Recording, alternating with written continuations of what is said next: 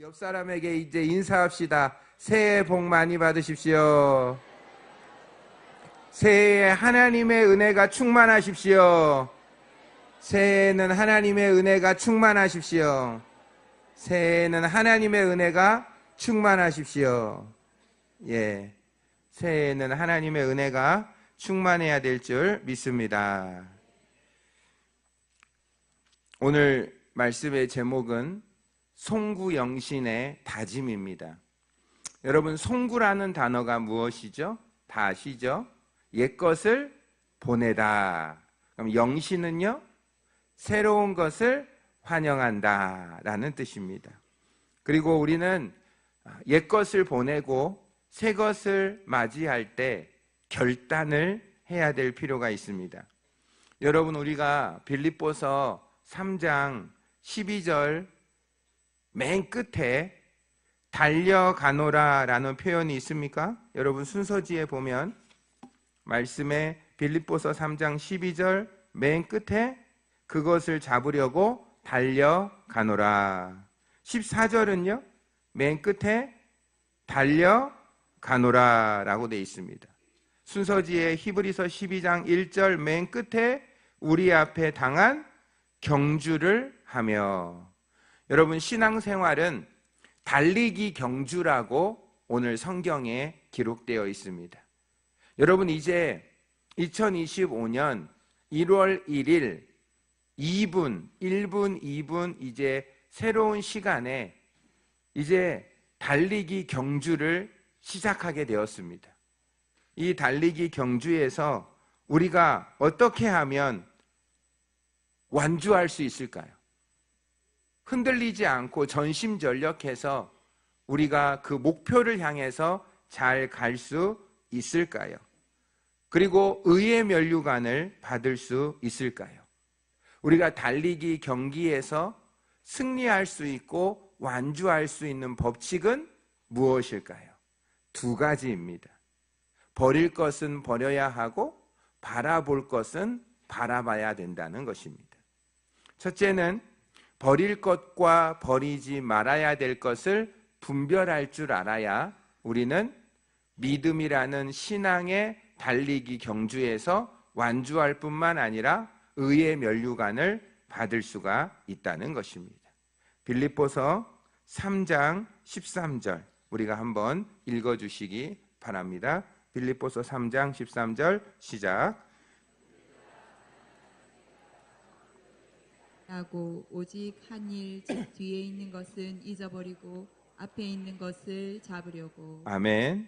형제들아, 나는 아직 내가 잡은 줄로 여기지 아니하고 오직 한 일, 즉 뒤에 있는 것을 잊어버린다라고 돼 있습니다. 잊어버려야만 된다라고 말을 하고 있는 것입니다. 우리는 뒤에 있는 것을, 과거를 잊어버려야 된다는 것입니다.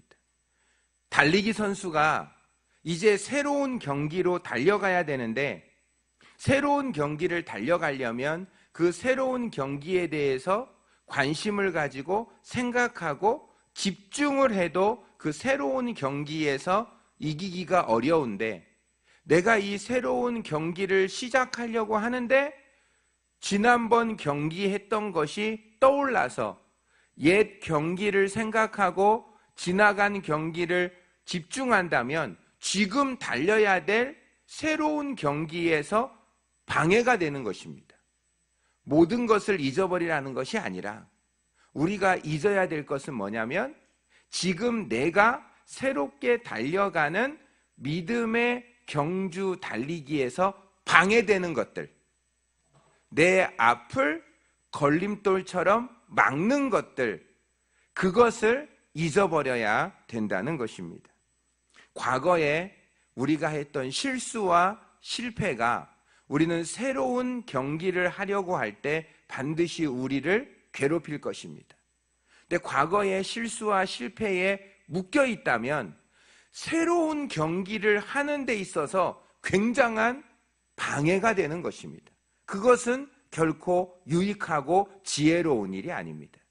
심지어 과거에 내가 이룬 성공조차도 내가 지금 달려가고 있는 달리기에 방해가 된다면 과거에 했던 성공조차도 잊어버려야 된다는 것입니다. 히브리서 12장 1절을 보면 이런 말씀이 있어요. 이러므로 우리에게 구름같이 둘러싼 허다한 증인들이 있으니 모든 무거운 것과 얽매이기 쉬운 죄를 벗어버리고. 여러분, 달리기 선수가 꼭 두 가지를 준비해야 돼요. 무거운 것을 벗어버리는 겁니다. 무거운 것을 벗어버리는 것이고 얽매이기 쉬운 죄를 벗어버리는 것입니다. 가벼운 몸으로 나아가야 된다라는 것입니다. 얽매이기 쉬운 죄, 모든 무거운 것들을 다 벗어버려야만 우리는 새로운 경기에서 완주할 수 있고 승리할 수가 있다는 것입니다. 여러분, 베드로라는 사람을 아시죠? 이 베드로가 예수님을 사실은 부인했어요. 예수님을 저주했어요. 마태복음 26장 74절에 보면 그가 저주하며 맹세하여 이르되 나는 그 사람을 알지 못하노라 하니 곧 닭이 울더라. 베드로는 정말 예수님의 수제자였는데 저와 여러분도 놀랄 정도로 저주하며 맹세하며 예수님을 버렸습니다. 그 실수와 실패가 얼마나 컸겠어요? 그런데 요한복음 21장에 보면 예수님이 부활하셔서 베드로에게 찾아오셨어요. 그래서 내 양을 먹이라, 내 양을 치라. 너는 나를 사랑하느냐? 라고 고백하면서 구운 생선을 주시고 그를 회복시켜 주시면서 다시 한번 일을 맡겨주셨어요. 그때 베드로가 과거에 나는 예수님을 부인하고 배신했던 자인데 나는 이 일을 맡을 수가 없습니다 라고 예수님이 주시는 새로운 일을 거부했다면 베드로의 인생은 어떻게 됐을까요? 아마 철저한 실패자가 됐을 겁니다. 그런데 과거의 실수와 실패를 그리고 그가 바다 위를 걸었던 성공까지도 다 잊어버리고 이제는 예수님이 주신 새로운 사명, 내 어린 양을 먹이라, 내 어린 양을 치라는 그 예수님의 말씀에 의지하여 새로운 삶을 살았을 때 그가 사도행전에서 놀라운 일을 이루어냈던 것입니다. 절대 저와 여러분도 과거의 실수와 실패, 형통까지도 우리의 앞길, 하나님이 부르신 그 부름의 상을 위하여 나아갈 때 방해가 된다면 잊어버려야 되는 것입니다. 이사야서 43장 18절에 이런 말씀이 있어요. 함께 읽겠습니다. 너희는 이전 일을 기억하지 말며 옛날 일을 생각하지 말라. 새 일을 행하여 주시겠다. 광야에서 길을, 사막에서 샘을 내어 주시겠다. 불가능을 일으켜 주시겠다 하는데 나는 바벨론 포로였는데요.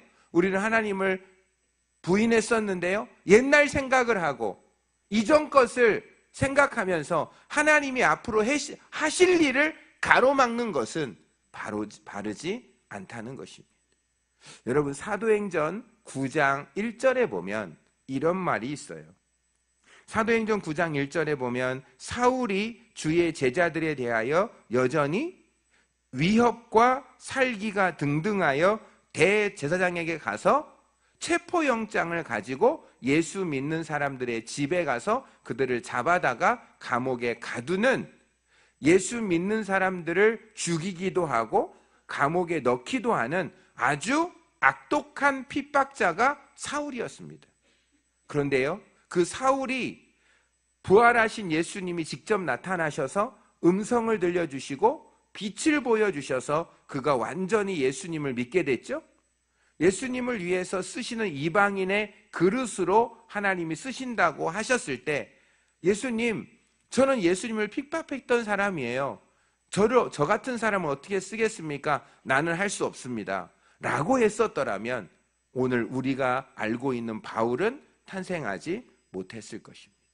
바울은 자기가 예수님의 핍박자였지만 그 과거의 실수와 실패를 다 하나님 앞에 잊어버리고 하나님이 나 같은 죄인을 써주신 것에 감사해서 목숨을 걸고 헌신하고 하나님을 위해 살았기에 정말로 하나님의 나라를 위하여 바울처럼 엄청난 일을 했던 사람이 없었던 것처럼, 여러분 성경에 하나님에게 쓰임받았던 사람들을 보면 그렇게 고난이 많았고 그렇게 실수와 실패가 많았던 것입니다. 에디슨이 전구를 발견할 때 10,000번의 실패가 있었대요. 그래서 사람들이 말했어요. 당신은 10,000번이나 실패했는데 절망되지 않습니까? 힘들지 않습니까? 그때 에디슨이 얘기했대요.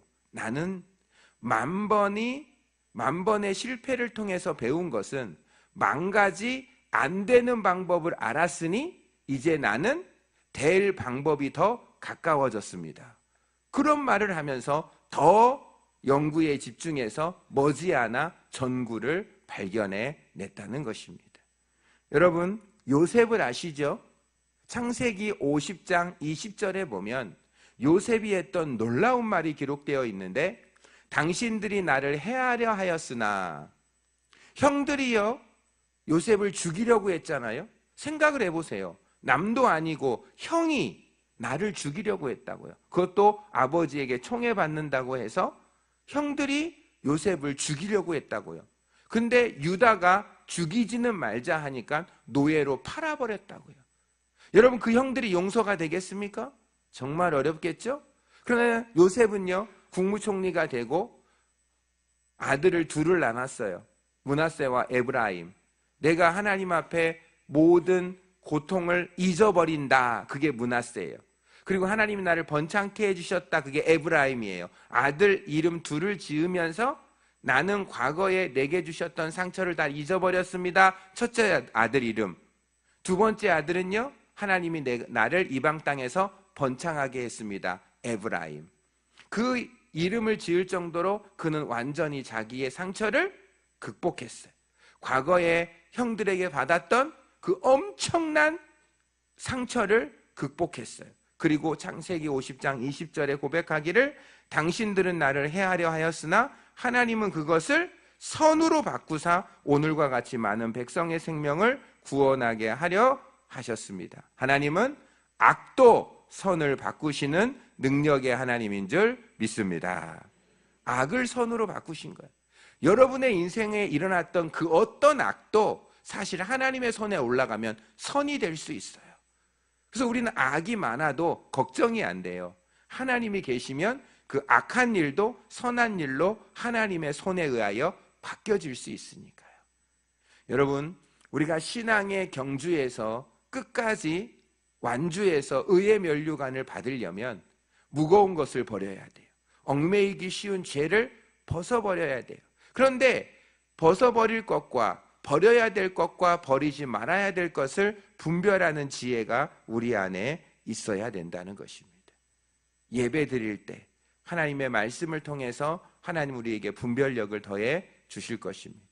둘째는요, 바라볼 것과 바라보지 말아야 될 것을 분별해야 합니다. 빌립보서 3장 14절을 보면 우리가 기억해야 될 단어가 나와 있습니다. 빌립보서 3장 14절 함께 읽겠습니다. 시작. 표대를 향하여 그리스도 예수 안에서 하나님이 위에서 부르신 부름의 상을 위하여 달려가노라. 여기서 표대가 나옵니다. 이 표대는 뭘까요? 달리기 선수의 표대는요, 꼬린 지점이겠죠. 예, 마지막 그 도착 지점입니다. 여러분, 신앙인의 마지막 도착 지점은 어딜까요? 예, 천국이고 천국의 주인 되시는 예수 그리스도입니다. 그리고 그분과 연합되는 것, 그분이 주시는 구원의 완성, 그게 신앙인의 목표 지점입니다. 우리의 목표 지점은 예수 그리스도예요. 예수 그리스도만이 우리의 목표 지점이고 우리의 표대가 돼야 된다는 것입니다. 더 구체적으로요, 우리의 표대가 되는 것은요, 크게 세 가지인데요. 예수 그리스도께서 우리에게 원하시는 것은 하나님의 나라, 천국을 날마다 경험하는 것이에요. 그리고 예수 그리스도를 닮아가는 것이고요. 성령 하나님과 인격적인 교제를 날마다 누리는 것이 우리의 목표입니다. 로마서 14장 17절에 보면 하나님의 나라는 먹는 것과 마시는 것이 아니요 오직 성령 안에서 의와 평강과 희락이라고 되어 있습니다. 여러분, 우리는 천국은 죽어서 가는 것이기도 하지만 우리가 죽기 전에 하나님의 이름을 아는 영생을 얻으면 그 영생 안에는 의로움과 기쁨과 평안이 있다는 것입니다. 우리는 날마다의 삶 속에 천국이 줄 수 있는 의로움과 기쁨과 평강을 누리도록 하나님은 우리에게 원하신다는 것입니다. 그리고 예수 그리스도를 닮아가기를 원하시는 거예요. 빌립보서 2장 5절에 보면 너희 안에 이 마음을 품으라 곧 그리스도 예수의 마음이니. 우리의 마음 속에 예수님이 품었던 마음이 우리 안에 있다면 어떤 상황에도 평안이 넘칠 것입니다. 예수님과 연합되는 것, 예수님의 마음을 품는 것, 그게 우리의 표대예요. 우리의 목표예요. 예수님의 마음을 이식받는 것, 예수님의 마음으로 사는 것. 여러분, 2025년에 수없이 많은 일들이 일어날 거예요. 그때 우리는 꼭 이렇게 생각하세요. 예수님이 이 사건을 만났을 때는 어떻게 생각하셨을까? 예수님이 이 문제를 부딪혔다면 예수님은 어떻게 생각하셨을까? 그 질문을 하면 반드시 그 질문 안에 대답을 찾아가다 보면 하나님의 해답이 그 안에 있을 것입니다. 갈라디아서 2장 20절에 보면 내가 그리스도와 함께 십자가에 못 박혔나니 그런즉 이제는 내가 사는 것이 아니요 오직 내 안에 그리스도께서 사신 것이라. 여러분, 우리의 마음속에 누가 살고 계십니까? 예수 그리스도께서 살고 계신다면 그 예수 그리스도와 늘 대화하고 그분의 마음으로, 그분의 생각으로, 그분의 관점으로 본다면 이 세상의 그 무엇이 우리를 앗아갈 수 있으며 우리를 어렵게 만들 수 있겠습니까? 요한복음 16장 13절에 보면 우리가 어떻게 성령님과 인격적으로 교제해야 할 수 있는지를 말씀하시죠. 그러나 진리의 성령이 오시면 그가 너희를 모든 진리 가운데로 인도하시리니 그가 스스로 말하지 않고 오직 들은 것을 말하며 장래일을 너희에게 알려주시리라. 우리의 미래는 성령 하나님이 알고 계시고 그분이 우리에게 알려주시고 지도해 주시면 우리는 진리의 성령님과만 교제하면 우리의 앞길은 하나님이 인도해 주신다는 것입니다. 이것이 바로 표대를 향하여 그리스도 예수 안에서 하나님이 부르신 부름의 상을 위하여 달려가는 신앙의 경주자인 것을 고백합니다. 여러분, 히브리서 12장 2절에 보면 바라봐야 될 것, 지금까지 표대를 바라보라고 말씀드렸는데 그 표대가 예수님이라는 것을 히브리서 12장 2절에 기록해놨어요. 우리의 마지막 종착점, 우리가 날마다 바라봐야 될 목표, 표대, 도착점이 예수님이라는 것을 히브리서 12장 2절에 정확하게 기록되어 있어요. 히브리서 12장 2절은 정말 마음속에 암송하면서 정말 이 말씀을 정말 암송하면서 기도하면 정말 이 놀라운 역사가 일어날 거예요. 우리 한번 합독하면서 마음에 담아요. 시작. 믿음의 주요 또 온전하게 하신 이인 예수를 바라보라. 그는 그 앞에 있는 기쁨을 위하여 십자가를 참으사 부끄러움을 개의치 아니하시더니 하나님 보좌 우편에 앉으셨느니라. 아멘. 여러분, 3절 읽으시면 더 은혜를 받아요. 3절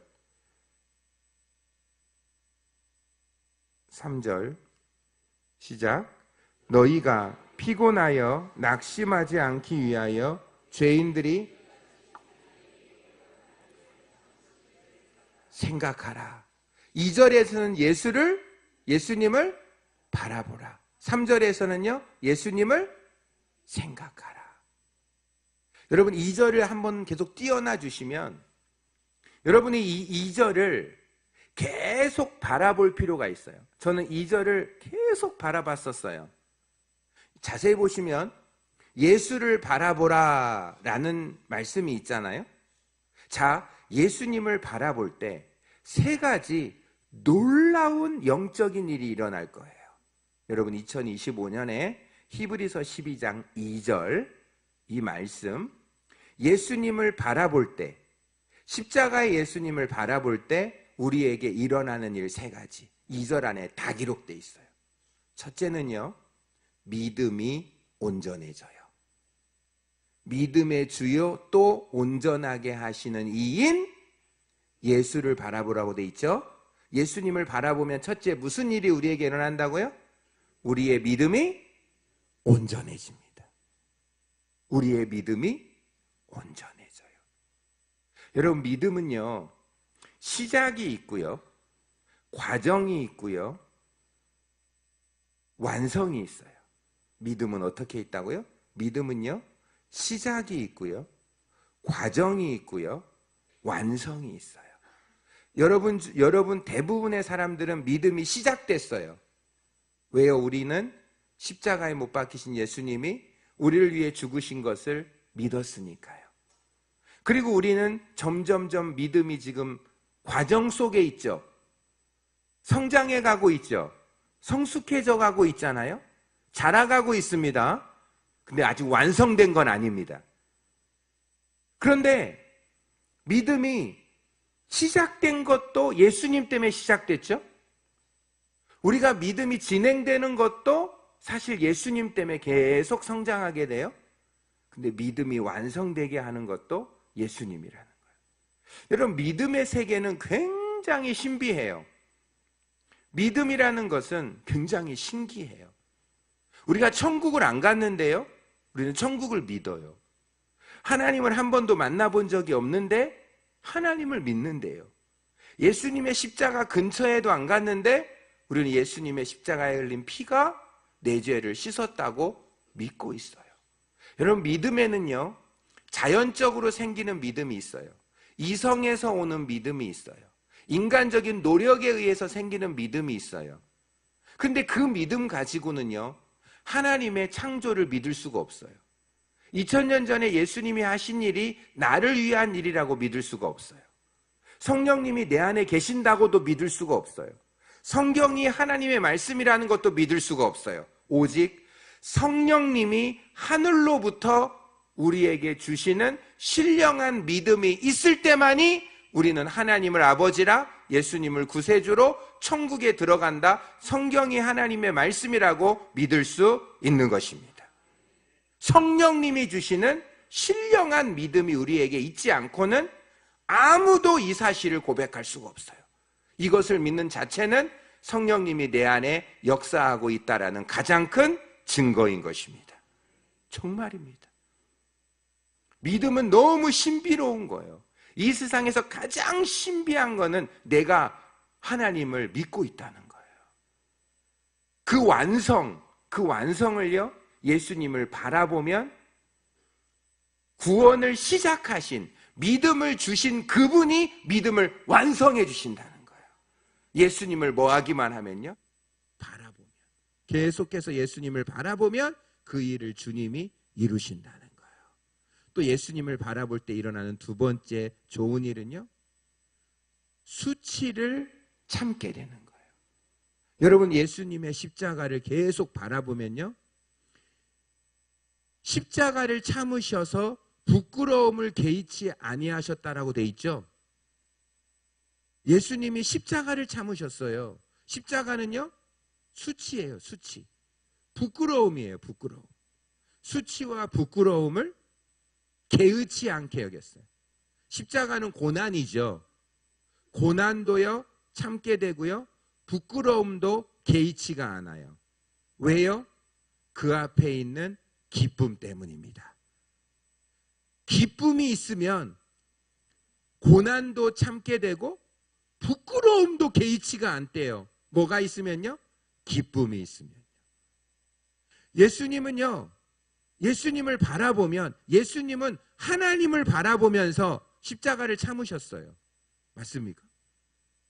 예수님은 하나님과 함께 있는 기쁨 때문에 수치도 참고 부끄러움도 참고 고난도 참았어요.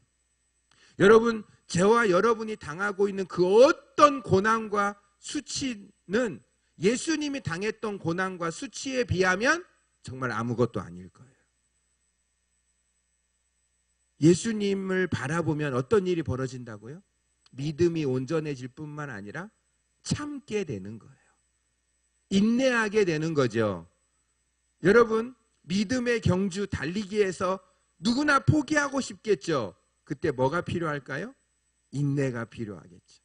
참는 게 필요하겠죠. 근데 그 인내와 참음은 어디서부터 온다고요?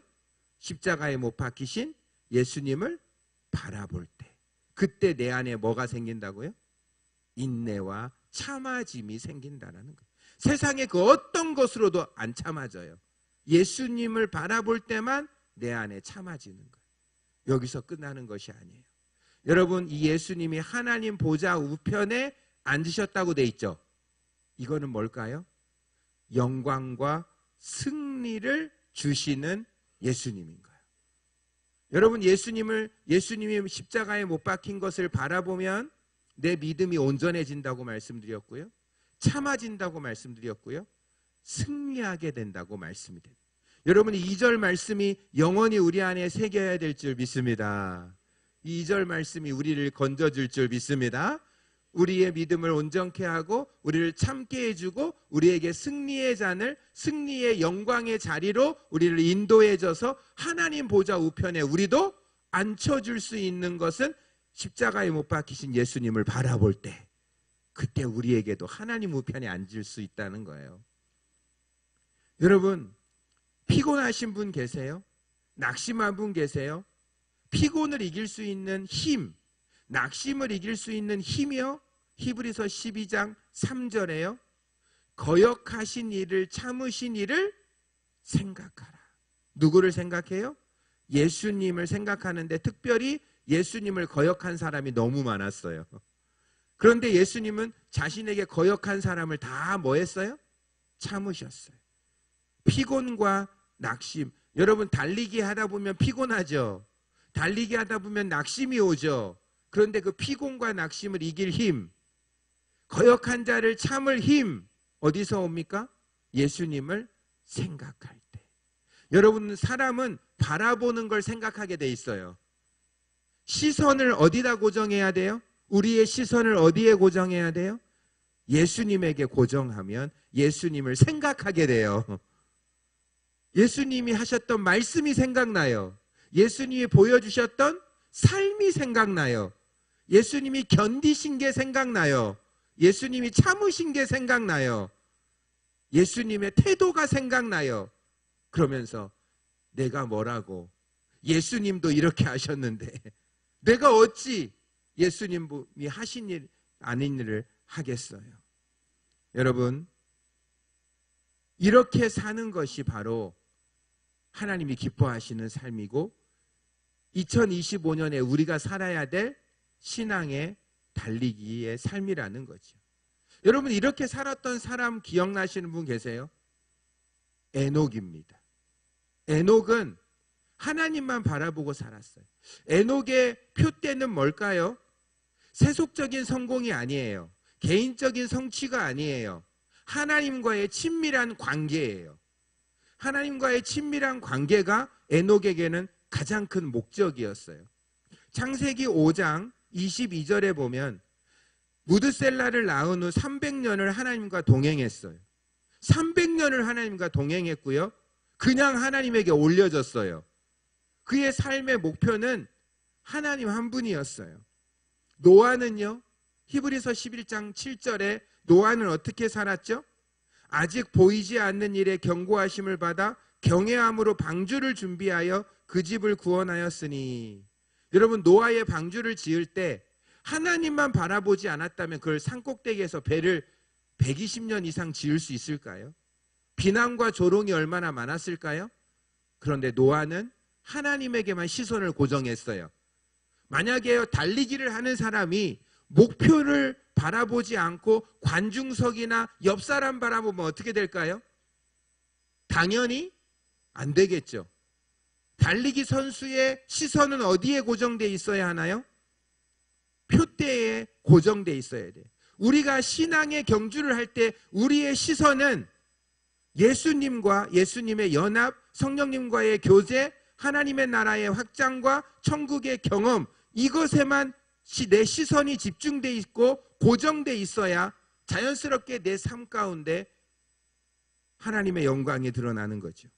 창세기 19장 26절에 보면 롯의 아내가 어떻게 소금 기둥이 됐죠? 그는 뒤를 보다가 소금 기둥이 된 거예요. 보지 말아야 될 것을 보면 소금 기둥이 돼요. 예수님이요 누가복음 17장 32절에 제자들에게요 롯의 아내를 기억하라고 했어요. 우리가 바라봐야 될 것은 예수 그리스도인데 세상의 것들을 뒤돌아 바라보면 소금 기둥이 돼버리는 거죠. 마태복음 14장 29절을 보면 베드로가 바다 위를 걸을 때는 베드로의 시선이 어디에 고정돼 있습니까? 예수님에게 고정돼 있을 때는 바다를 걷는데 그 시선이 파도에를 바라보면 파도에 빠져버리는 거죠. 신기하지 않나요? 시선을 어디에 두었느냐가 결국은 그 사람이 영적으로 이기느냐 못 이기느냐, 아니 그 사람의 실력과 상관없어요. 그 사람의 시선이 어디에 있느냐에 따라서 베드로는 바다를 걸을 수도 있었고 바다에 빠질 수도 있었어요. 똑같았어요. 여러분 노뱀 사건 아시죠? 민수기 21장 9절에도 불뱀에 물린 자들에게 하나님은 모세를 통해서 노뱀을 보기만 하라고 그랬어요. 보면 낫는다고 그랬어요. 그래서 본 자는 나았어요. 마찬가지예요. 죄의 문제로 괴로워하는 자, 죽음과 저주로 고통스러워하는 자, 십자가에 못 박히신 예수님을 바라보면 낫는다는 것이 하나님의 방법이에요. 하나님의 방법에 순종하면 죄가 용서받는 거예요. 여러분, 우리는 버려야 될 것을 버리고 바라봐야 될 것을 바라보는 자가 되면 신앙의 경주에서 승리하게 될 줄 믿습니다. 그럼 어떻게 하면 우리는 바라볼 것을 바라볼 수 있을까요? 여러분 달리기 하는 사람에게 제일 중요한 게요, 전심전력해야 된대요. 전심전력해야 된대요. 로마서 12장 11절을 우리 같이 읽을게요. 시작. 부지런하여 게으르지 말고 열심을 품고 주를 섬기라. 할렐루야입니까? 2025년에 우리 게으르서는 안 돼요. 달리기 하는 사람이 게으르면요 안 되겠죠. 여러분 달리기 하는 사람, 우리 공부하는 학생들 세 가지 축복을 빌어드릴게요. 2025년에 집중력이 있을지어다, 꾸준함이 있을지어다, 협력의식이 있을지어다. 우리 자녀들에게 제가 그렇게 축복할 거예요. 그리고요 여러분 태능선수촌이나 국가대표로 들어가서 올림픽에 나갈 사람들, 달리기 선수들은요 훈련이 너무 중요한 거예요. 사실 그렇게 얘기해요. 내가 올림픽에서 금메달 따는 것은 그 순간이 아니라 훈련 장소에서 흘린 땀과 피라고 말을 해요.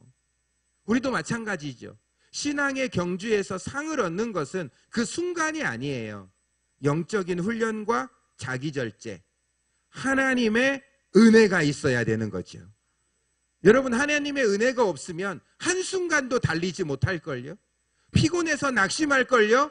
우리는 하나님의 은혜를 신뢰해야 될 줄 믿습니다. 우리는 이 시간 하나님의 은혜를 바라봐야 돼요. 우리의 경주는요, 세상 경주는요 자기가 노력하면 돼요. 근데 우리의 신앙의 달리기 경주는요 철저히 하나님의 은혜가 있어야 돼요. 예레미야서 애가 3장 22절 28절 여러분 합독할 때 예레미야 애가 3장 22절에서 23절에 야, 이 말씀 굉장히 귀한 말씀이에요. 한번 들어보시겠어요? 여호와의 인자와 긍휼이 무궁하심으로 우리가 진멸되지 아니함이니이다. 이것이 아침마다 새로우니 주의 성실하심이 크시도이소이다야. 여러분 아침마다 하나님의 은혜가 새롭다라는 거죠. 아침마다 하나님의 은혜가 새롭다.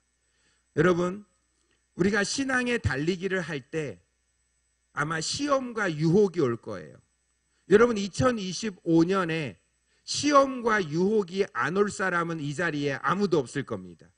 그런데 이 말씀만 붙잡으시면 어떤 시험과 유혹이 와도 이겨낼 수 있습니다. 고린도전서 10장 13절. 2025년에 어떤 시험과 유혹이 와도 이 말씀만 붙잡으면 이겨낼 수 있습니다. 그래서 우리는 이 말씀을 합독해야 됩니다. 시작. 사람이 감당할 시험 밖에는 너희가 당한 것이 없나니 오직 하나님은 미쁘사 너희가 감당하지 못할 시험 당함을 허락하지 아니하시고 시험 당할 즈음에 또한 피할 길을 내사 너희에게 등이 감당하게 하시느니라. 감당하게 하시느니라. 피할 길을 주시니라. 환난을 없애주진 않아요. 그런데 환난이 올 때 이기게 해주세요. 공격을 안 받게 하진 않아요. 공격이 오게 하세요. 근데요, 방패가 되어주세요. 우리에게 문제를 주세요. 문제를 안 주지는 않아. 문제를 주셔. 근데요, 해답도 보여주셔요. 하나님 좋으신 하나님인 줄 믿습니다. 질병의 고통을 주세요. 질병을 안 주지는 않아요. 질병의 고통을 주는데 고통보다 더 큰 하늘의 위로를 주세요. 와, 환난을 주시죠? 근데요, 환난을 이길 수 있는 평안을 주세요. 그게 예수 믿는 사람의 놀라운 은혜인 줄 믿습니다. 예수님 안 믿어보세요. 환난이 왔는데 평안이 없네요. 공격이 왔는데 방패가 없네요. 문제가 있는데 답이 없네요. 여러분, 힘든 일이 있는데 도울 자가 없네요. 이거 얼마나 힘들겠어요. 그러나 우리에게는 힘들 때 도울 분이 계시고, 어려울 때 피난처가 있고, 공격할 때 방패가 있고, 문제가 있는데 답이 있고, 고통이 있는데 위로가 있고, 와, 하나님 너무 감사합니다. 이 은혜로 승리하시는 저와 여러분이 되어야 될 줄 믿습니다. 저와 여러분은 7번 넘어져도 하나님이 8번이라도 다시 일으켜 주실 줄 믿습니다. 하나님 감사합니다. 2025년을 시작했습니다. 새해를 맞이했습니다. 하나님이 새해 첫 시간을 하나님의 말씀을 듣게 해주셔서 감사합니다. 버릴 것을 버리게 도와 주시옵소서. 이전 일을 기억하지 말며 옛날 일을 생각하지 않게 해 주시옵소서. 뒤의 것은 잊어버리게 하여 주시옵소서. 무거운 것은 벗어버리게 하여 주시옵소서. 얽매인 죄는 벗어버리게 하여 주시옵소서. 하나님, 과거의 실패와 실수, 성공까지도 다 버려버리고 하나님이 주신 새로운 소명으로 승리하게 해 주시옵소서. 예수님의 이름으로 기도드리옵나이다. 아멘.